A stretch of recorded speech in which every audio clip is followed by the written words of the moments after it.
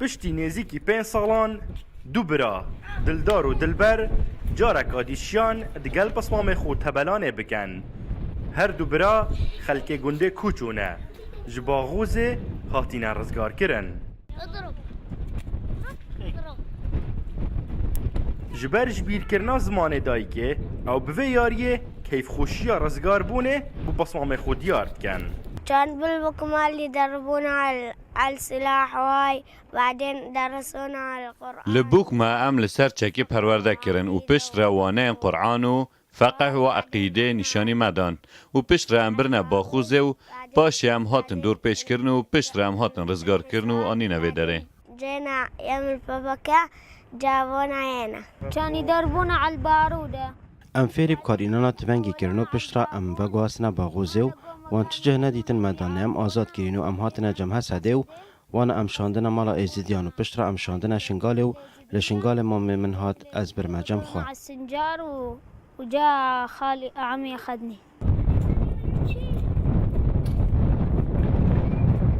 Ji xêzaneka 5 kesî bitinê ev her du birayê rizgar bûyne. Ew li kempa rewangene li benda zanîna çarenivîsê kesûkarên xwe yên dîne. Çi di destê Daeş de mabin yan di gorên kum dabin.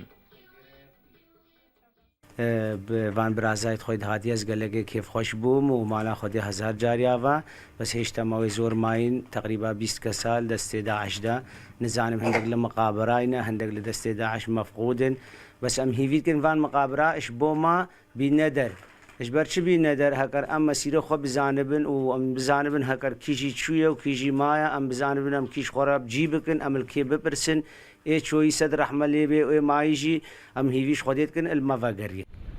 Marwan Cezan welatiyekê diyê gundê Kûçû ye. Çarenivîsê sîh ji kesûkarên wî nediyar e. Zêdetirî her wextekê diyê bileze çarenivîsê wan bizanît. û dixwazît lez divekirine hemî goran da bihête kirin. ام هذه داخوازا مش حكومتي هيا زوترين وقت مقبرين مفدن لان مجهول ان منزان تشتكيش يا منزان لحد الان كي مفقوده كي شهيده هم تشتكيش مسيره وندزان مدري زوترين وقت هذه داخوازا مش حكومتي هيا دريخن Êrişa Daişê da bû ser şingalê nêzîkî 1200 kes ji xelkê gundê Kûçû ketbûne destê Daeş.